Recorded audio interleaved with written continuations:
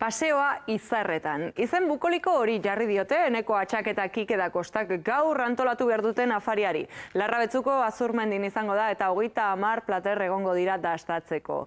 Oiane, sukaldean altzaude. Sukaldean bertan, 25 pertsona esan dezu izango direla gaur hemen 2 maixu hauen afaria dastatzen eta jada, ikusi, maila prest daukate, nazioarteko adituak izango dira guztira eta eurek ere sukaldean bertan afaltzeko aukera izango dute 2 maixuen lana, hori gertutik, oso gertutik ikusteko aukera izango dutelako. Kike da Costa, Gabón. Gabón, ¿cómo estamos? ¿Qué es lo que estamos haciendo? Pues en principio es el último plato del menú, es un arroz ceniza, es un arroz que se hace con un fondo de pato y como veis un poco cómo se dispone aquí, la representación, lo voy a ir emplatando ahora mientras tanto, son sabores de seta, pato y arroz que representan el campo de arroces cuando ya se ha recolectado y se quema. Ese es el punto de partida. Como veis tengo un arroz meloso, Que tiene muy buena pinta. que tiene muy buena pinta, hecho con un fondo de carne fantástico. Lo que hay alrededor es el hígado del pato, grilladito, dorado. Incorporo algún tipo de seta, como veis por aquí, y a continuación hago una tierra. ¿Habéis comido alguna vez por las mañanas los quelos, no? Los quelos de arroz. Sí. Vale, pues esto es exactamente lo mismo, lo que pasa que he hecho con el caldo del pato cocido, no es dulce obviamente, seco y después frito, como unos cereales. Está mirando muy de cerca Eneko Atxa, Gabón. Gabon. Ondo ari da lanean. Oso ondo, maixu handi bat dauka hemen. Eta kompetentzia gaur gauean, Ez kompetentzia, elkarlan bat izango da gainera, eta bueno, festa bat azkenean, biontzako festa handi bat. Zuzertan naizea. Bueno, plater hau elkarrekin irtengo danez gero gauean, berak arroza inju errautzekaz, eta gukin joguna da, foie gras errautzekin. Komplementatu egingo diren 2 plater desberdin dira. Lehenengo aldia da, biak elkarrekin lanean zaudetena? Askotan egin ditugu elkar kolaborazio txikiak, baina etxean elkarrekin olako afari berezi bat lehenengo aldia da egiten duguna. Zure platera osatzen ari da, Kike da Costa. Konpenetratuta gaude.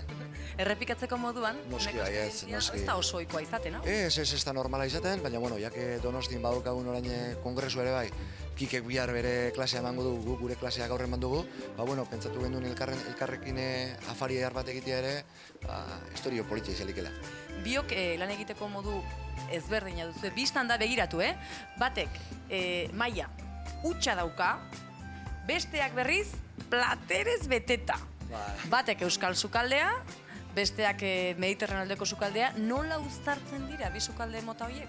Oso ondo komplementatzen dira, azkenean 2 ikuspuntu desberdin dira, baina gako edo oinarri berberetatik jaiotakoak biak.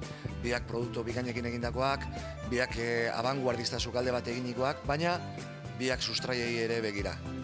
Biak egun berean jasotzen duten 3. Michelin izarra, azaroan izan zen. Gogoan daukazu egun hori? Noski bai, oso ezoikoa da, lehenengo aldiz historioan gainera 2 sukaldari berberek egun berberian jasotzen dutela 3. izarra, egun oso politia izan zen, oso hunkigarria biontzat, eta bueno, ahaztezina izango da guretzako pasan urteko azaroako 22 hori. Oiane, eta zialda zala parta jatetzean. Zoraindik ez, iluntzeko 8 aldera iritsiko dira 25 aditu hoiek, 30 plater berezi hoiek dastatuko dituztenak, oraindik ez dira heldu, egia esan behar balin bada gainera, goiko aldean hasiko dute afaria baratzean, gero hemen, gero pasako dira jangelara, afaria berezia izango da. ¿Sabemos cómo es Eneko Atxa como cocinero, como anfitrión? Pues al nivel que cocinero, es uno de los mejores cocineros del mundo, entre los 5 cocineros más importantes que ha dado el mundo en este momento, y como anfitrión la verdad que una maravilla, porque he de decir que todo lo que estoy emplatando me lo ha hecho él, me lo ha hecho su equipo, o sea que al final he venido casi con las manos en los bolsillos y para no hacer nada. Y me encuentro con una preparación que es como si lo hubiera hecho yo en mi propia casa. Muy bien, gracias Kike, eskerrik asko Eneko, ikusentzule Sara gu hemen geratuko gara, sukalde hau probatzen.